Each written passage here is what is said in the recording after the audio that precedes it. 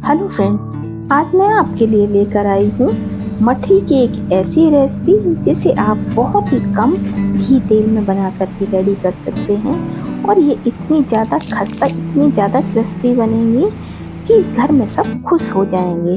और देखने में तो ये बहुत ही सुंदर लगती हैं। तो चलिए फटाफट से बना लेते हैं। तो इसके लिए मैंने ले लिया है 2 कटोरी मैदा और इसे हमने छान लिया है। अब हम इसमें ऐड कर देंगे थोड़ा सा नमक। तो मठरी बनाने के लिए नमक का बहुत ज़्यादा नहीं इस्तेमाल करना है, नमक हमें थोड़ा सा हल्का ही रखना है। अब हम इसमें डाल देंगे क्रश करके थोड़ी सी अजवाइन। तो अजवाइन को हमेशा क्रश करके ही डालें, इससे इसका फ्लेवर बहुत ही बढ़िया आता है। साथ ही साथ हम इसमें डालेंगे 2 टेबल स्पून देसी घी। तो आप चाहें तो इसकी जगह रिफाइंड का भी इस्तेमाल कर सकते हैं, लेकिन मैं इसमें देसी घी का इस्तेमाल कर रही हूँ। और बस सारी चीज़ों को डालने के बाद हम इसको अच्छे से मिक्स कर लेंगे। और इस तरह से हम तब तक इसको मिक्स करेंगे जब तक कि जो हमारा घी है वो अच्छे से मैदे में एब्जॉर्ब ना हो जाए। अब हम इसमें डालेंगे थोड़ा सा खाने वाला सोडा। तो 1/4 टेबल स्पून मैंने इसमें खाने वाला सोडा डाला है। और इसको अच्छे से मिक्स करके हम इस तरह से मुट्ठी बना करके देखेंगे। और अगर हमारी मुट्ठी अच्छे से बन जाती है तो हमारी मैदा परफेक्ट है। लेकिन मुझे इसमें थोड़ा सा मोवन कम लग रहा था, तो मैंने इसमें 1 टेबल स्पून मोवन और बढ़ा दिया है और उसको भी अच्छे से मिक्स कर लिया है। और इसके बाद ना हम इसमें थोड़ा थोड़ा सा पानी ऐड करते जाएंगे और इसका एक टाइट डो लगा करके रेडी कर लेंगे। तो हमें इसका एकदम से टाइट डो लगाना है, इस बात का ध्यान रखें। तो हमने इसका एकदम टाइट डो लगा लिया है और अब हम इसे 5 मिनट के लिए रेस्ट होने के लिए छोड़ देंगे। अब लगभग 5 मिनट हो गए हैं। तो जो हमारी मैदा है वो हल्की सी फटी फटी सी दिख रही थी, तो हमने इसमें थोड़ा सा घी लगा करके इसको अच्छे से मसल लिया है और इसका चिकना डो बना करके रेडी कर लिया है। अब डो को हम साइड में रख देते हैं और अब हम एक कटोरी में लेते हैं 2 टेबल स्पून देसी घी। अब इसमें हम एक साटा बनाएंगे, तो हम इसमें डालेंगे 1 टेबल स्पून मैदा और 1 टेबल स्पून हम डालेंगे इसमें कॉर्नफ्लोर पाउडर। कॉर्नफ्लोर पाउडर डालने से ना हमारा साटा बहुत ही बढ़िया बनता है और हमारी जो मठरी है वो बहुत ही ज्यादा क्रिस्पी बनती है। तो बस दोनों चीजों को डालने के बाद हमने इसको अच्छे से मिक्स कर लिया है। अब साटा बन करके हमारा रेडी हो गया है। तो जो हमने डो रेडी किया था ना, उसे हम ले लेंगे और इसको इस तरह से लंबे लंबे शेप में इसको कर लेंगे। उसके बाद हम इसकी छोटी छोटी इस तरह से लोइयां कट कर लेंगे। तो इसे कट करने का बस एक ही रीजन है कि इस तरह से अगर हम कट करेंगे ना तो हमारी सारी पूड़ियाँ एकदम से बराबर बनेंगी। आप चाहें तो डायरेक्ट लोई भी बना सकते हैं, लेकिन इस तरह से करने से ना बहुत ही ज़्यादा आसानी हो जाती है। तो अब हम फटाफट से अपनी सारी लोइयों को इस तरह से बना करके रेडी कर लेते हैं और उसके बाद हम इसकी पतली पतली पूड़ियाँ बना करके रेडी करेंगे। तो हमें इसकी बहुत छोटी छोटी लोइयाँ बनानी है, हमें इसे बड़ी बड़ी लोई नहीं बनानी है, क्योंकि हमें इसकी एकदम छोटी छोटी पूड़ियाँ बना करके रेडी करनी है।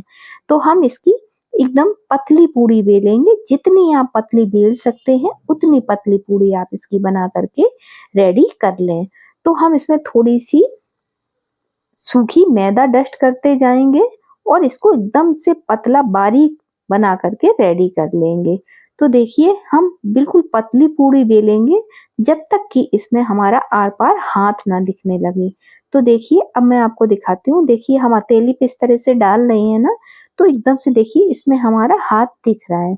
तो हमें इसी तरह की सारी पूड़ियाँ बेल करके रेडी कर लेनी है।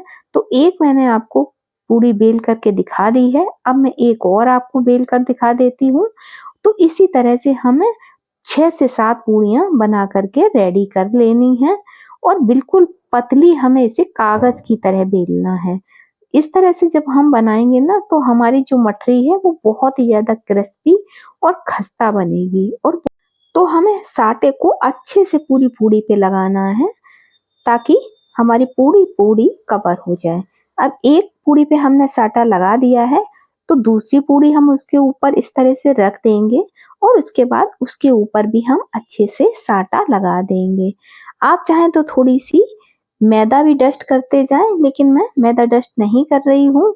और इसी तरह से हम सारी पूड़ियों को एक दूसरे के ऊपर इस तरह से रखते जाएंगे और साटा लगाते जाएंगे।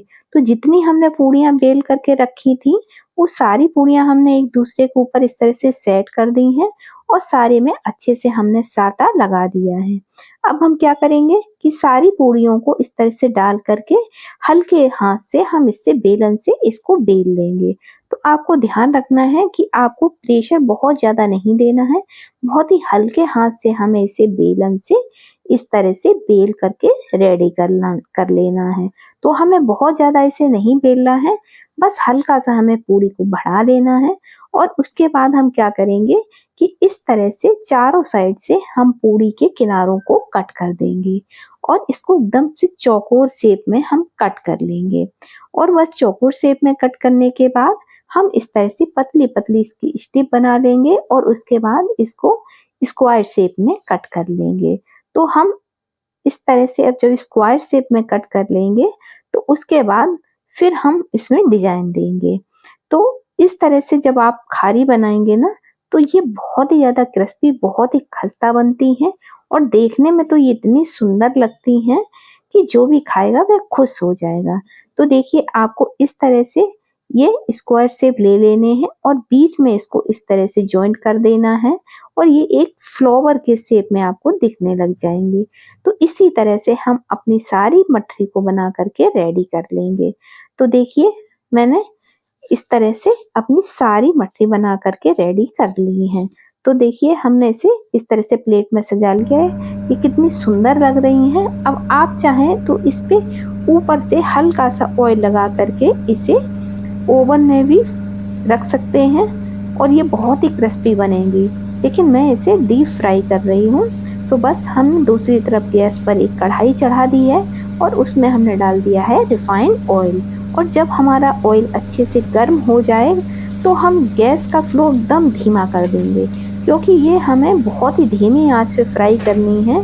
जब हम इसे धीमी आंच पे फ्राई करेंगे ना, तो ये इसकी सारी परतें खुल जाएंगी और ये अंदर तक बहुत ही ज़्यादा क्रिस्पी और खस्ता बनेंगी और इसकी एक एक लेयर बहुत ही ज़्यादा क्रंची हो जाएगी।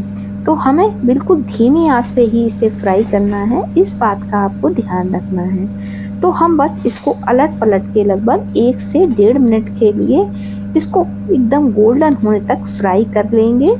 और इस तरह की जो मठरी बनाई जाती है ना, उन्हें एकदम से गोल्डन आप फ्राई करें, बिल्कुल हल्के में इसको फ्राई ना करें। जब ये अच्छे से गोल्डन हो जाए तब तक आपको इसे फ्राई करना है। अब ये हमारी अच्छे से गोल्डन हो गई हैं, तो अब हम इसे छान करके एक प्लेट में निकाल लेते हैं।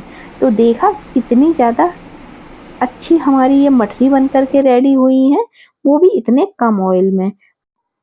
आप हमारी इस रेसिपी को कहाँ-कहाँ से देख रहे हैं, कमेंट बॉक्स में ज़रूर बताइएगा।